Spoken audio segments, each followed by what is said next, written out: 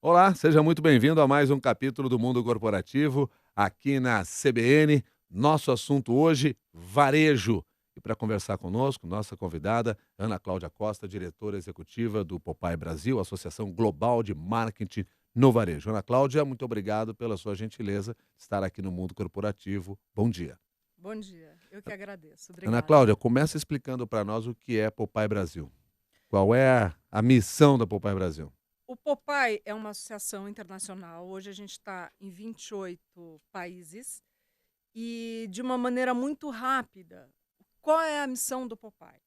Tudo que se refere da porta da loja para dentro, o POPAI cuida, estuda, divulga. Ou seja, pesquisas de comportamento do shopper, visual merchandising, que é a arrumação da loja, displays, comunicação do ponto de venda, tudo que se relaciona ao ponto de venda, à loja, é responsabilidade do Popeye. Quando você falou shopper, você está se referindo ao consumidor. É porque tem uma diferença entre consumidor e shopper. Então vamos já começar a explicar essa diferença.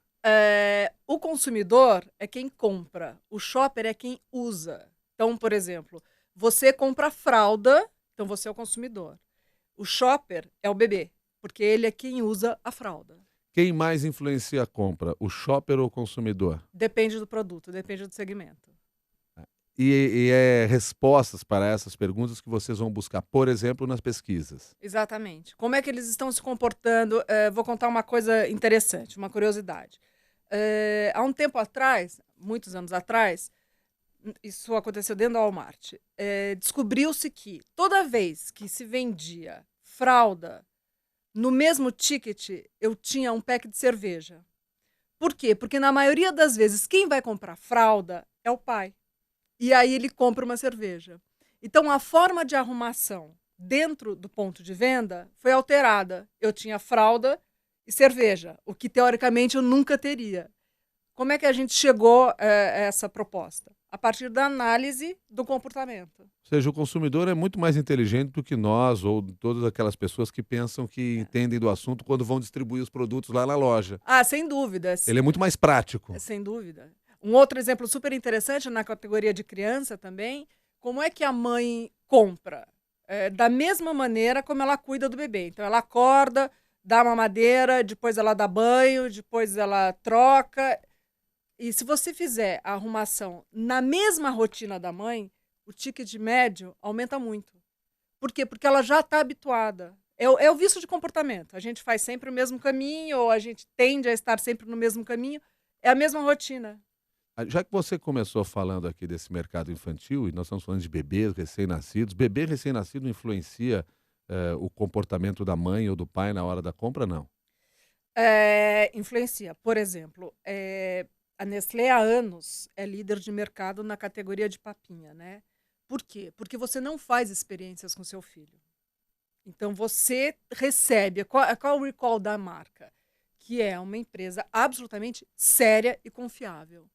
Então você não assim, a experiência para o bebê você não faz. Então a venda Johnson's e Johnson's com uma linha, quer dizer, você vê que aquilo anos, né? Eu tenho a imagem do que minha mãe comprava, né? Colônia Johnson's e continua vendendo do mesmo jeito. Por quê? Porque você não experiencia. Então ele não influencia diretamente, mas tá de forma Mas aí alguém subentendida. quer entrar nesse mercado, quer quebrar essa barreira. E as pesquisas mostram como fazer isso? As pesquisas mostram. Principalmente nessa categoria. Aliás, assim, hoje a palavra-chave é confiança, né? O consumidor ele não quer mais ser surpreendido para o lado negativo. Então, você promete uma história, efetivamente você tem que entregar essa história. E, assim, para você entrar e tomar posse de uma categoria, isso leva anos. Porque realmente é um trabalho, é um namoro, você vai, namora, noiva, mais um Uhum. tempo até Mas não, efetivar a mas, história. mas não tem, o consumidor não costuma assim comprar já de impulso, já casar no primeiro amor à primeira vista, assim? Não funciona Depende isso, da não? categoria, depende da É? categoria. A gente tem hoje muitas coisas que são chamadas compras de impulso, né? Se você observar, você no caminho para o caixa, hoje em dia tem um labirintozinho com uma série de produtos. O que são esses produtos? São produtos de impulso. Quer dizer, eu não corro nenhum risco em pegar uma meia, em pegar um chiclete. Lojas americanas, você tem isso muito bem estruturado. Aliás, o corredor das lojas americanas é de quilômetros, né? Até chegar no Até caixa. chegar no caixa. E você tem o que lá? Chocolate, bala, sorvete, pasta de dente. Você tem coisas que não são tão complicadas, né? Você está ávido a experimentar. Isso a gente chama de compra de impulso. Bom, mas aí pegando aqui o caso, o exemplo que nós estávamos dando, como é que eu vou entrar num mercado em que eu dependo muito mais da mãe que tem medo de fazer mudanças, ou seja, com meu filho eu não experimento, aí não passa só pelo ponto de vendas, é um processo de comunicação muito mais amplo, então. Na verdade, todos os processos são multissetoriais, né? Então você tem a própria campanha, você tem o posicionamento da marca, o posicionamento da empresa, da marca-mãe, tudo isso junto te dá a estrutura, além do ponto de venda, para você conquistar aí esse consumidor. Ana Cláudia Costa, nós começamos essa nossa conversa aqui falando, você disse assim, olha, uma experiência de alguns anos do Walmart, etc. Bom, eu imagino que, como vários outros setores no mundo, todos, e esse também do varejo e o próprio comportamento do consumidor tem mudado e deve mudar com uma velocidade muito grande. Nós pegarmos aí, sei lá, uma faixa de 10, 20 anos, o que você identificaria como as principais mudanças do consumidor? Os últimos 10 anos para o varejo foram, assim, muito, muito diferentes. Hoje o varejo tem um ritmo extremamente acelerado. Você tem alguns novos conceitos introduzidos aí. Primeiro, uma loja, um ponto de venda, hoje, o prazo médio de vida dela é de 3 anos. A cada 3 anos, a sua loja, teoricamente, está defasada. Então, isso faz com que você tenha uma busca por novos conceitos constante. Você tem a arquitetura de varejo, que é uma área que hoje deveria estar nas faculdades, e não está, mas deveria estar, onde pensa a forma de você expor produto, a forma de você socializar consumidor. Você tem a introdução de toda a tecnologia. A gente tem uma geração Z que nasce respirando tecnologia. Como é que esse consumidor vai se comportar? Né? Como é que a gente seduz essa pessoa? É a mesma história com as gerações. Antes, uma geração levava 15, 20 anos. Né? Então, o que acontece? Hoje, a introdução da tecnologia no varejo físico virou sine qua non. Você tem a mesma operação virtual e física. Você tem o consumidor indo para o ponto de venda já sabendo de tudo. Preço, produto, concorrência, qualidade, vantagem, desvantagem. Como é que você lida com esse tipo de coisa? Hoje você tem que estar na loja muito mais informado e pronto para seduzir do que antes. Porque o seu consumidor já tem uma carga de informação completamente diferente. É real isso? Quer dizer, o consumidor ele pesquisa muito, ele busca muita informação antes de comprar um produto? Busca. Começa aonde? Quem tem esse produto? Né? Primeiro, assim, na maioria das vezes, o consumidor, quando vai buscar um produto, ele já estudou o produto. Então, ele já sabe o que ele quer e qual é a seleção de marcas. Porque dessa ou da outra, qual é a vantagem e desvantagem. Depois, quem tem melhor preço, quem tem isso, a entrega é mais eficiente. Ou seja, o consumidor já vai estudado. Agora, eu fico pensando aqui naquele consumidor que vai a um shopping center, vamos pegar o shopping center que talvez seja o melhor exemplo para todos nós. Você entra naqueles corredores com lojas te oferecendo diferentes coisas. Quantas vezes a gente não comprou ali? Eu não fui para o shopping planejando comprar uma coisa. Eu acabei comprando. Então eu não pesquisei antes, eu não olhei o preço em outras lojas. Alguma coisa me atraiu. Esse consumidor não tem mais o mesmo peso que tinha anteriormente? Ele tem. É assim, você tem boa parte do varejo funcionando desse jeito. Tá? Você tem algumas categorias, por exemplo, eletrônicos, material, geladeira, fogão, né, linha branca e tal, que as pessoas se programam para essa compra. Aí nós estamos falando desse tipo de produto, então. Para Exatamente. esse tipo de produto, sim, o consumidor faz esse tipo de pesquisa e tem acesso a muito mais informação do que tinha Sem antes. dúvida, sem dúvida. Agora, você tem a compra que você sai para passear, né? Aliás, uma curiosidade, quando você está passeando, você está muito mais propenso a comprar do que se você sai efetivamente para fazer a compra, porque você está relaxado, então você se permite outras experiências, né? Você não sabe, uma camisa, tanto faz, você, né? Às vezes você sai para comprar uma camisa e compra um sapato. Então você tem ainda, e muito forte, vai ter sempre, essa história. Por isso é que o ponto de venda, cada vez mais, tem que ser mais sedutor. Eu tenho que te surpreender.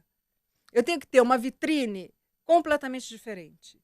Você tem que entrar na loja e se sentir acolhido. Então eu tenho que ter uma iluminação que não te espante, e isso é fundamental. Eu tenho que ter um aroma que não te incomode.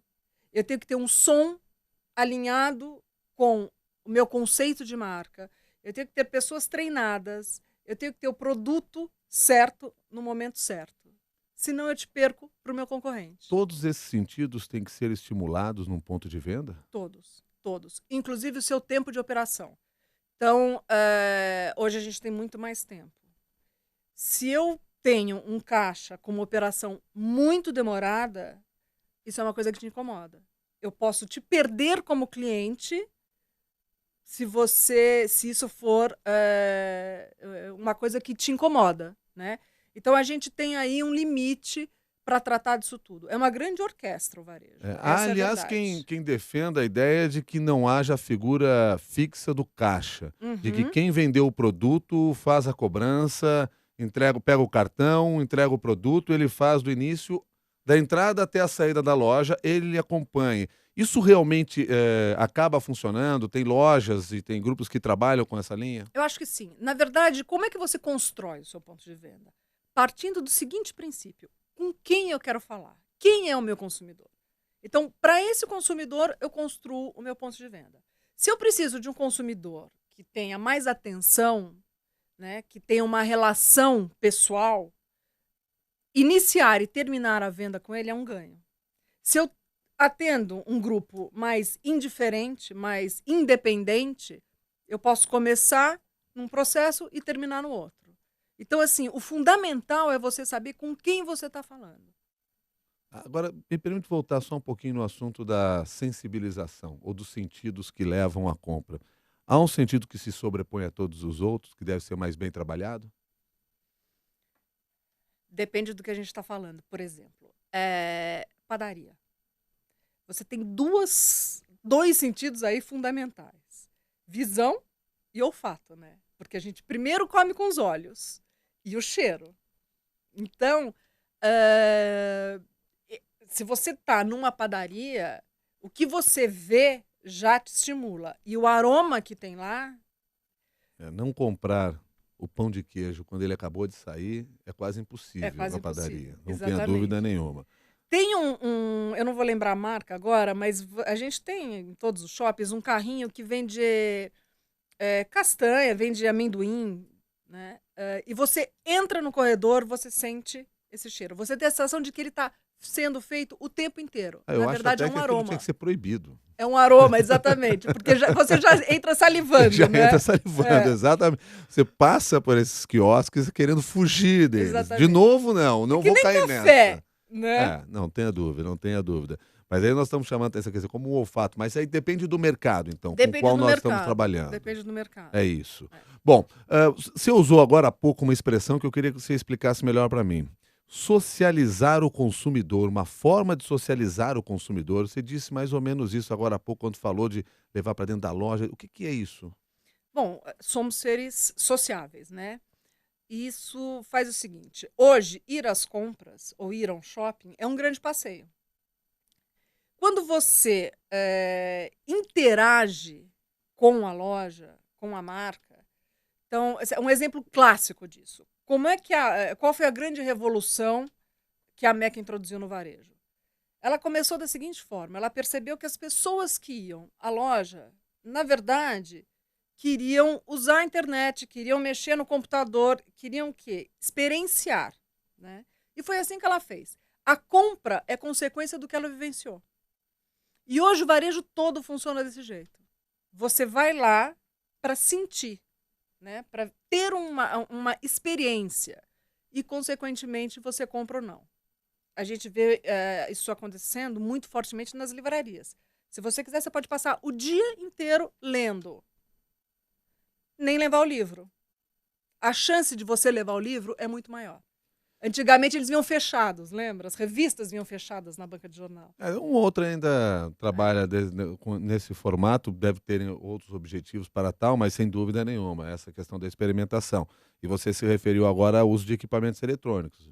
É fácil de lembrar que até algum tempo atrás, você quase que era proibido de tocar num computador, né? Exatamente. Quando hoje você é totalmente estimulado a fazer isso, Exatamente. né? Isso é uma mudança. Bom, você falou também agora, e isso é socializar, Uhum. ou sociabilizar o consumidor? Bom, mas vamos lá. Você falou também agora há pouco sobre o uso da tecnologia. E aí eu quero entrar num ponto que eu considero aí importante nessas mudanças de processo. Lojas virtuais e lojas reais ou físicas, como vocês preferem usar no mercado. A convivência delas é fundamental? É possível viver só numa ou só na outra? Qual é o cenário que vocês têm? Quando surgiram, né, as lojas virtuais, a primeira história é, bom, agora acabou o varejo. E definitivamente o varejo não acabou e nunca vai acabar. O que diz a nossa experiência? Que o ideal é você ter os dois. E você vê as grandes redes fazendo isso. Então você tem um pão de açúcar virtual, você tem um pão de açúcar físico. E assim sucessivamente. Por quê? Porque são vendas complementares. Às vezes, você está corrido e faz uma compra do supermercado pela internet. Muitas vezes, vamos fazer um queijo e vinho em casa. Faz parte do programa irmos comprar junto o queijo e vinho. Quer dizer, o varejo, essa relação está muito incrustada em nós.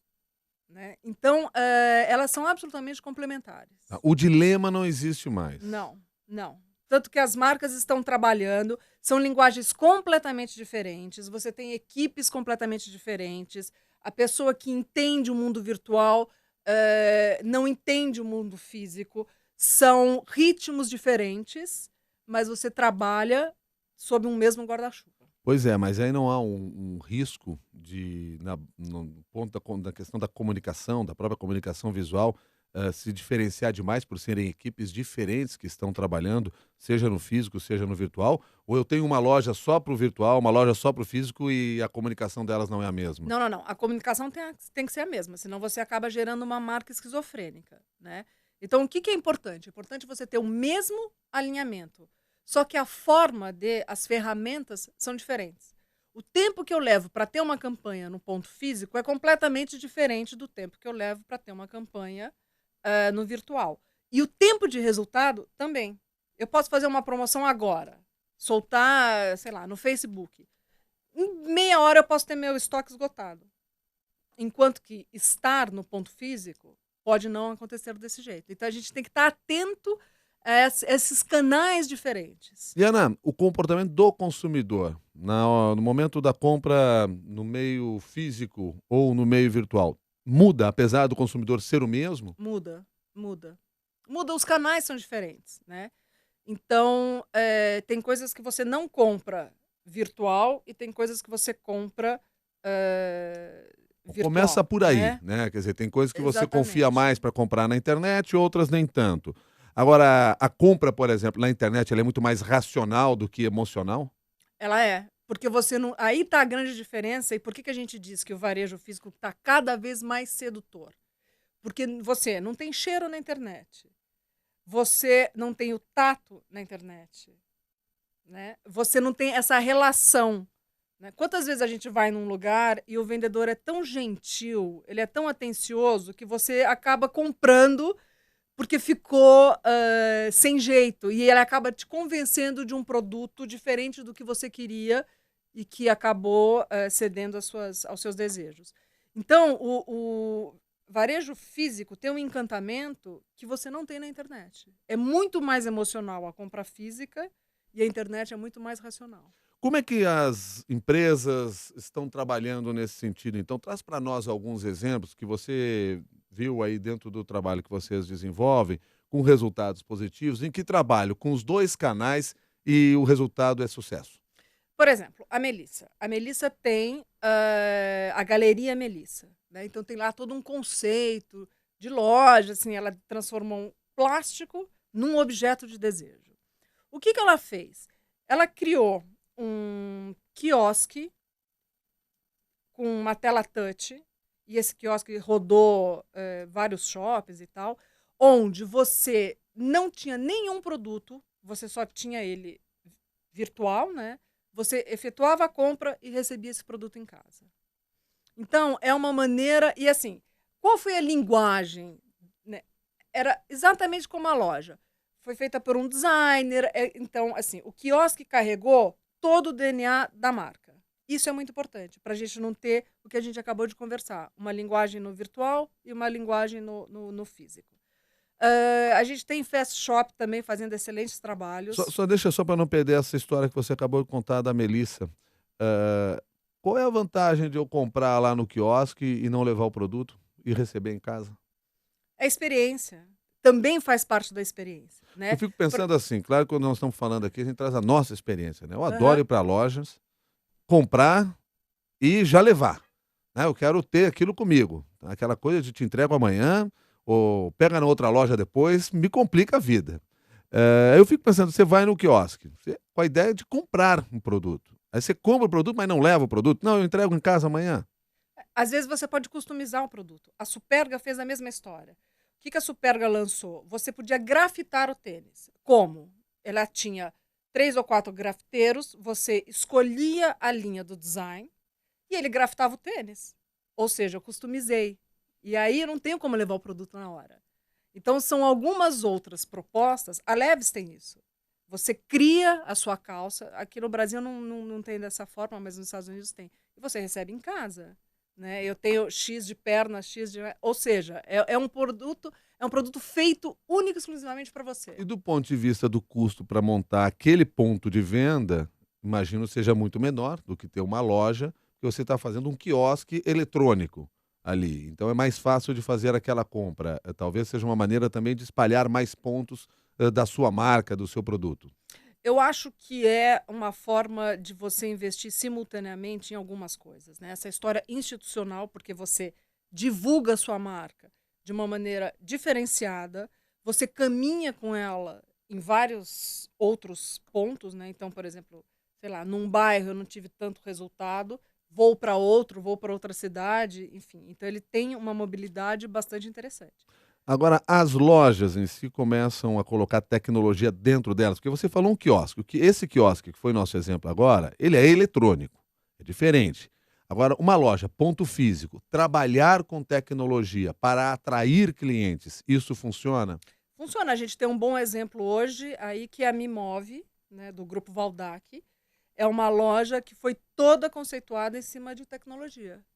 Você chega, você tem lá toda a leitura de produto, você tem livre acesso à internet na loja, ela é totalmente voltada à tecnologia. Nós temos na área de bancos um exemplo em São Paulo, no shopping JK, que é o banco oferecendo toda a tecnologia possível, que consegue, às vezes, até 5.000 pessoas passando por lá para se divertir e não para se preocupar no banco, que é normalmente o que a gente passa, né, quando vai no banco. Exatamente. E é uma maneira de fazer a tecnologia mudar essa visão. E é uma maneira da gente quebrar barreiras. Porque para a geração nova, sem problema, eles já nascem nisso, né? Você tendo uma tecnologia simpática, né? Você consegue, com prazer, tornando cada vez mais fácil essa relação do consumidor com a tecnologia. Com tudo isso, está mais difícil vender para um consumidor que é muito mais exigente? Acho que sim, acho que sim. Acho que hoje a gente tem, inclusive eu vim até pensando nisso, a gente tem algumas linguagens aí que faz com que você pare e pense na hora de comprar, né? A gente tem muito forte uma história do consumo consciente. O que é isso, né? Comprar com consciência. A gente tem essas campanhas acontecendo o tempo inteiro. Você tem a história de quanto mais você sabe, mais seletivo você fica. Então, você também é mais exigente. Somando isso, você tem próprio valor, né? Como é que a própria questão financeira. Eu acho que tudo isso faz você realmente estar com uma compra mais pensada, mais programada. Muita gente ainda diz que tem medo de comprar pela internet. Isso está mudando? Isso está mudando. Isso está mudando muito. É, hoje você tem, inclusive, as redes sociais efetuando venda, né? Então, eu acho que isso é um tabu que cada vez mais a gente está perdendo. Os bancos estão cada vez mais garantindo, dando mais segurança, que o seu cartão não vai ser clonado, enfim. É um caminho sem volta. É um caminho sem volta. Você se referiu aí, você citou banco, mas antes de banco, você falando aqui de, sim, as pessoas estão comprando, sim, elas acreditam hoje mais na internet, até porque tem mais segurança. Isso é em qualquer setor, em qualquer segmento do varejo, as pessoas compram. Fico pensando o seguinte, as pessoas compram roupa pela internet? Compram. Aquela história de ter que experimentar, ver se a roupa cai bem. Olha, eu vou contar, tem uma assistente que outro dia virou pra mim e falou assim, descobri um site chinês ótimo, comprei 3 vestidos. Eu falei, é mesmo? E como é que faz, né? Você sabe se entra, se não entra? Não, o preço estava ótimo. Se não serviu, revendo para uma amiga. 2 serviram, um ela teve que revender. Mas compra. Mas compram roupas também. É como o americano venda com catálogo, né? Que para eles já é uma coisa absolutamente tranquila. O que não é comum no Brasil. Por isso que eu pergunto aqui no Brasil se eu peguei roupas aqui como exemplo. Não sei se nós teríamos outras áreas em que a venda que é mais o maior difícil. exemplo do que essa Daft, que o cara vende uma... É impressionante a venda que acontece de sapato. E sapato é uma coisa chata, né? Tem que ver se é confortável, se não é. Se vende absurdamente. Quais são os grandes desafios hoje para quem atua e explora o mercado de varejo? Eu acho que o maior desafio hoje é você entender para onde vai esse shopper. O que ele efetivamente quer, as transformações. E eu estou lendo um livro de neurolinguística que é de neuromarketing, que é muito interessante. Porque a gente funciona física e emocionalmente de uma maneira muito palpável. A gente já tem isso. Então, assim, eu acho que hoje, cada vez mais, a gente tem que estudar o comportamento do consumidor. Cada vez mais estudar o comportamento do consumidor. Só para não deixar passar, você disse que você está lendo um livro de neuromarketing. Você lembra do nome do livro? Não. Nem eu do lembro nome do assim, autor. O Cérebro Consumista. Eu posso te fornecer, eu não lembro, sinceramente. Porque você sabe que nós estamos falando isso aqui no ar, as pessoas estão nos ouvindo e vai ter sempre aquele que vai mandar a pergunta. Mas qual era o livro que a Ana estava lendo? Seria O Cérebro Consumista? Esse mesmo livro? Esse mesmo. Cérebro Consumista, de Buying Brain. Exatamente. E eu estou fazendo tudo isso aqui graças à internet, né? Porque eu também uso muito a internet, e eu vou pegar aqui o nome do autor desse livro, escrito pelo Dr. A.K. Pradip, fundador e CEO da Neurofocus. É isso? Isso. Você viu? Aqui a gente diz que vende e entrega. Então, olha, compra e a gente entrega. Vou te dar mais uma dica. Um livro que eu falo para todo mundo ler, que faz a gente pensar completamente diferente. Chama Microtendências. E é um livro que, assim, a gente nem imagina como somos influenciados pelo comportamento. Somos influenciados nós consumidores, seres humanos. Seres humanos. Né? Então, por exemplo, essa coisa da mulher ter filho mais velha, do marido, do homem casar pela segunda vez e ser pai com 50, 60 anos. Quer dizer, hoje a gente tem, e isso é muito interessante, o estudo do consumidor é feito tão segmentado, que você pode ter uma loja para bebês de 0 a 2 anos, totalmente especificada. E vai haver mercado para isso. Então, é muito interessante. A Ana citou aqui Microtendências de Mark J. Pin. É maravilhoso. Tá certo. Tirei tudo, evidentemente, da internet. Né? Vocês não vão imaginar que eu lembro desses nomes todos assim de uma hora para outra, que não teria condições para isso. Mas você disse uma coisinha aqui agora há pouco, quando eu perguntei assim, qual é o desafio na área de varejo, você disse: "Nós temos que conhecer muito bem o consumidor", Uhum. mas em algum momento foi diferente isso? Olha, eu acho que hoje as pessoas não têm tempo a perder. Então é assim, se eu não me identifico com a marca, se eu não me identifico com esse ponto de venda, eu não vou mais. As opções são muito grandes. Eu ouvi um comentário outro dia que entrevistaram um senhor que tinha uma livraria e perguntaram para ele: "Ah, o senhor não tem medo aí dessas megas livrarias?" E aí ele virou e falou assim: "Não, porque nós não somos mega leitores." Ou seja, a gente tem um universo de informações, cada vez mais. E se você parar para perceber, a gente cada vez mais fecha o que nos agrada. Então é assim, o varejo tem que estar focado no cliente, ele tem que ter uma loja interessante e sedutora para ele tem que ter o produto certo no momento certo.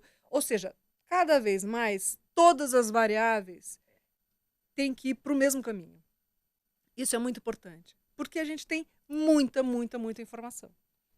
Bom, gerenciar essas informações talvez seja o segredo, como saber trabalhar, porque pesquisa existe, vocês na Popeye estão aí exatamente, visando isso, isso é global, não só Uhum. no Brasil, etcétera, mas enfim, gerenciar essas informações, saber traduzir isso é que é o segredo. Sem dúvida, sem Esse é o dúvida. trabalho.